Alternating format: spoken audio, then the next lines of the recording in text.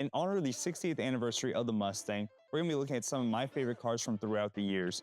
So let's go ahead and get started. My name's Trent, and you're watching God Max.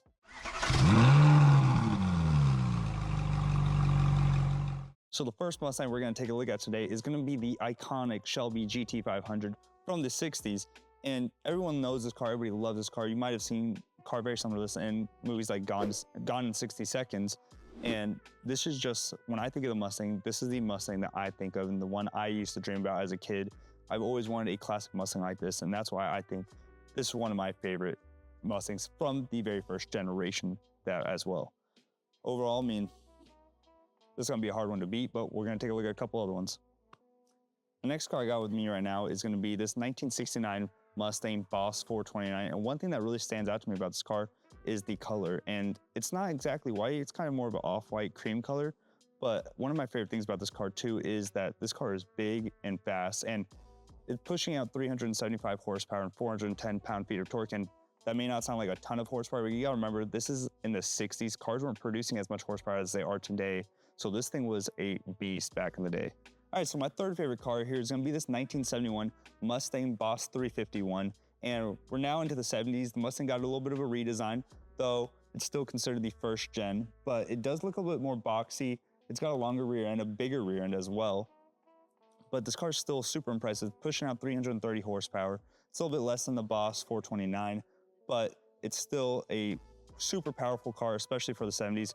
This one, it wasn't exactly during this time, but the 70s is when the gas crisis hit and cars really lost a lot of horsepower. So seeing a car from the 70s with this much horsepower is amazing. Now here we're gonna skip a few generations. We jumped all the way up to the 5th gen, and that being the 2013 Mustang Boss 302. And this is where we're starting to get into this modern day muscle. This car is pushing out 444 horsepower, which is a ton for a car like this. This is just, again, this is just a Ford. For a car to be pushing out this much in 2013, it's crazy. I mean, there was a lot more muscle cars back then, or 10 years ago, but this car looks great. The interior is absolutely amazing. I love that it's got that stick shift. Everything about this car, the wheels, the colors. Honestly, this is a perfect car. I really like the 5th gen, but let's continue on and look at another one. So for the next car, I couldn't decide between these two, so we're gonna talk about both. But first, we have the S197 generation of the Mustang Shelby GT350. And again, this car is just absolutely amazing. It's a Shelby, what more do you want? It's pushing upwards, way upwards of 500, even maybe into the 600s horsepower range. But this car just looks great, especially with this white and blue color scheme. It really stands out. It is convertible as well, so those of you who like the convertibles, it's perfect for you guys. But this next car we're gonna talk about is gonna be the S550 generation of the Shelby GT350.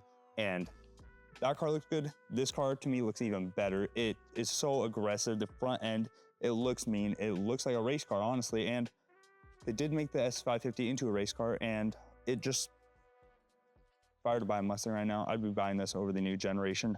But that's just my personal opinion. I love the black colors. I love the gray accents, and the red pinstripe looks absolutely amazing. And this car does have tons of horsepower, more than you would ever need on a day-to-day basis.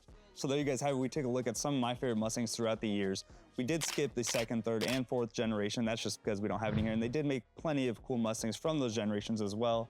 The Fox body, you've got the Mustang 2, and the least favorited one, I would say, but still had some cool generations from the early thousands. But overall, I mean, there are some great Mustangs here today. You got the GT500, you got all the Boss Mustangs, and these 2 GT350s. But let us know what you guys think down below in the comments. Tell us what your guys' favorite Mustang from today was, and we'd love to hear what your guys' overall favorite Mustang is as well. If you guys want to see more videos like this, be sure to like, comment, share, and subscribe, and we'll see you guys in the next video.